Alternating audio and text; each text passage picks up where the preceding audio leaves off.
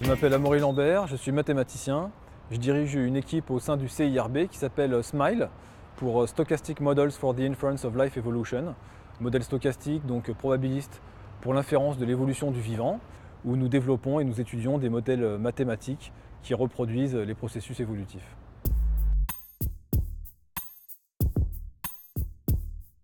Bon, notre équipe, c'est une équipe qui est composée de mathématiciens, de biologistes et de bioinformaticiens, dont le rôle premier est d'élaborer des modèles pour l'évolution du vivant.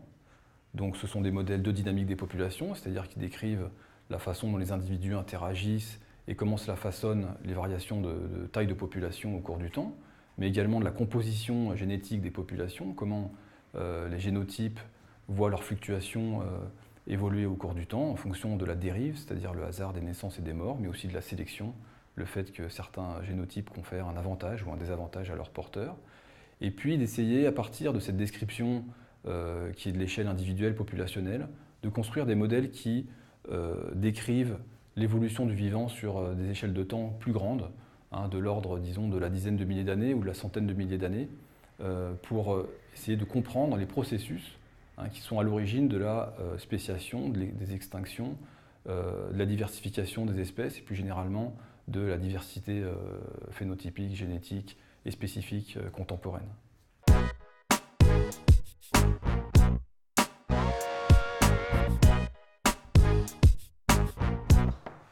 Marie ?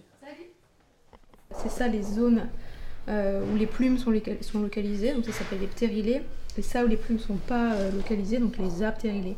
Et quand tu regardes en fait dans les différentes espèces d'oiseaux, ça varie en fait d'une espèce d'oiseau à l'autre. Et donc moi je me demandais dans quelle mesure vous pouviez scorer ça en fait. Si on part de ces phénotypes et qu'on en fait des phénotypes quantitatifs, mettons unis ou bidimensionnels, est-ce qu'il y a un modèle de spéciation, de diversification qui corrélerait les taux de spéciation et d'extinction avec ces traits-là? Voilà, c'est ça. L'environnement mathématique est très aride et très inhospitalier pour un biologiste.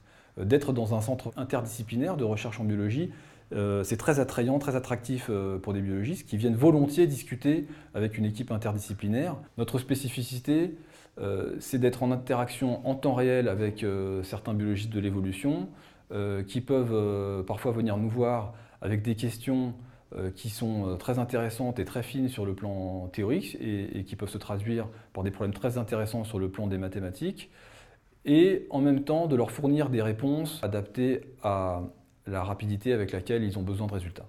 Dans le domaine des mathématiques pures, les problèmes d'ordre biologique ont une part grandissante. En probabilité, il y a eu une application qui a eu beaucoup de succès dans les années 80-90, qui était la finance. Depuis les années 2000, c'est la biologie qui est en train de prendre le pas.